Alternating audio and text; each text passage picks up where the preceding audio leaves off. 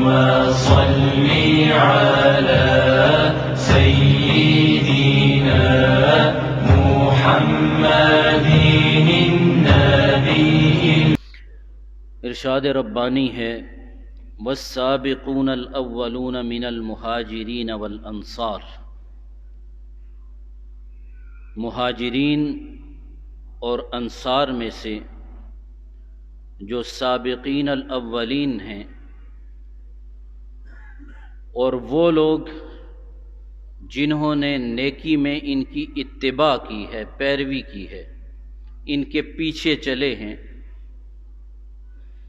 رضی اللہ عنہم ورضوا عنہ، اللہ ان سے راضی ہو گیا اور وہ اللہ سے راضی ہو گئے۔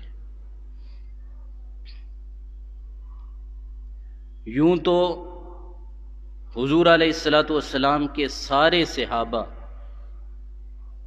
ہدایت کے چاند اور ستارے ہیں، اور ان کی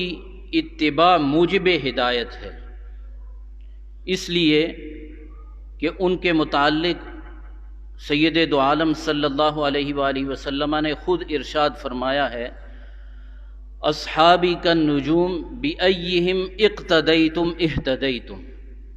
کہ میرے صحابہ ستاروں کی مانند ہیں، ان میں سے جن کی بھی تم اتباع کرو گے، ان کے پیچھے چلو گے، ان کی اقتداء کرو گے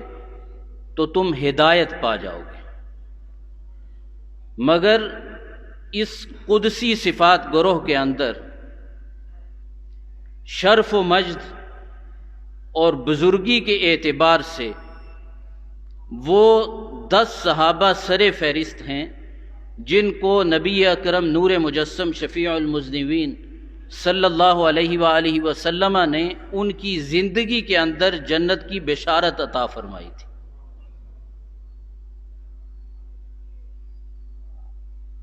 اور وہ عشرہ مبشرہ کہلائے تھے۔ ان عشرہ مبشرہ میں سے ایک حضرت سیدنا طلحہ رضی اللہ تعالی عنہ ہیں۔ آپ کی کنیت ابو محمد تھی اور آپ کا لقب طلحۃ الخیر تھا۔ آپ تیمی قریشی اور حضرت سیدنا ابو بکر صدیق رضی اللہ تعالی عنہ کے قبیلہ سے تھے،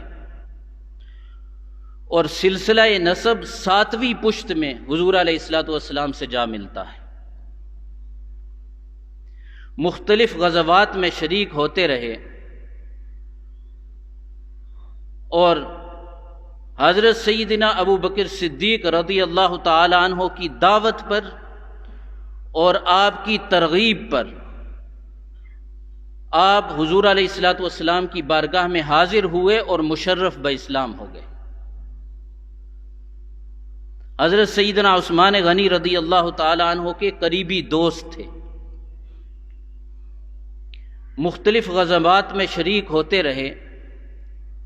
اور جس وقت حضور علیہ الصلوۃ والسلام کی بارگاہ میں پہنچ کر مشرف باسلام ہوئے تو اس وقت آپ کی عمر مبارک 14 برس تھی، اور ان سعادت مند اور خوش نصیب صحابہ کرام کے اندر آپ کا شمار ہوتا ہے جو 14 صحابہ کرام تھے جنہوں نے اسلام لانے کے اندر سبقت اختیار کی تھی، آپ کا شمار ان کے اندر ہوتا ہے۔ اور غزوہ احد کے اندر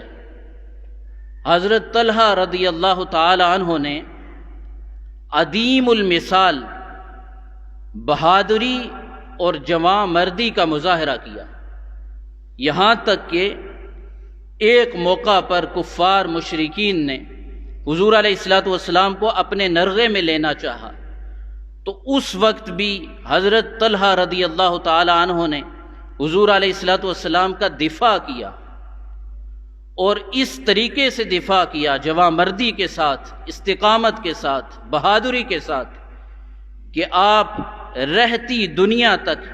اس جواں مردی کے اندر، استقامت کے اندر اور بہادری کے اندر اپنی مثال آپ ہے۔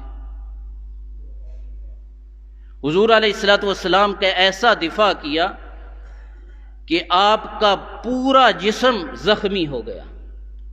اور ایک روایت کے اندر آتا ہے کہ آپ کے جسم اطہر پر 70 سے زیادہ زخم تھے۔ حضرت قیس بن حازم رضی اللہ تعالی عنہ آپ فرماتے ہیں، آپ تابعی تھے، آپ فرماتے ہیں رأیت ید طلحة شلاء وقع بها النبی صلی اللہ علیہ وسلم یوم احد، کہ میں نے حضرت طلحہ رضی اللہ تعالی عنہ کے ہاتھ کو دیکھا، شل شدہ ہاتھ کو دیکھا، جس سے وہ حضور علیہ الصلوۃ والسلام کا احد کے دن مدافعت کرتے رہے، حضور علیہ الصلوۃ والسلام کا دفاع کرتے رہے۔ میں نے حضرت طلحہ رضی اللہ تعالی عنہ کے اس ہاتھ کو دیکھا اور وہ شل ہو گیا تھا۔ اسی طرح نبی اکرم نور مجسم صلی اللہ علیہ وآلہ وسلم آپ کے متعلق فرمایا کرتے تھے، جو شخص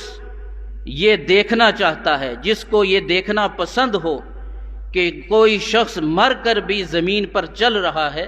وہ طلحہ بن عبید اللہ کو دیکھ لے۔ اسی طرح حضرت سیدنا ابو بکر صدیق رضی اللہ تعالی عنہ احد کے دن کو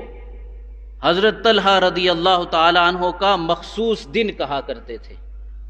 اور حضرت سیدنا فاروق اعظم رضی اللہ تعالی عنہ آپ کو صاحب احد والا کہا کرتے تھے، اس لیے کہ جواں مردی اور بہادری کی جو مثال آپ نے احد کے میدان کے اندر قائم کی، اس کی مثال نہیں ملتی۔ اور خود بھی حضرت سیدنا طلحہ بن عبید اللہ رضی اللہ تعالی عنہ آپ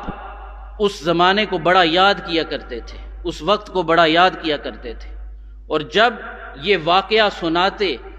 کہ جب احد کے میدان کے اندر حضور علیہ الصلوۃ والسلام کا دفاع کیا تھا، تو اس وقت مسرور ہو جاتے، انبساط اور سرور کے ساتھ اس واقعہ کو بیان کیا کرتے تھے۔ آپ صاحب ثروت تھے، مالدار تھے، جاگیردار تھے، لیکن اس کے ساتھ ساتھ دریا دل تھے، سخی تھے، فیاض تھے، اور آپ کی سخاوت کی اس قدر چرچے تھے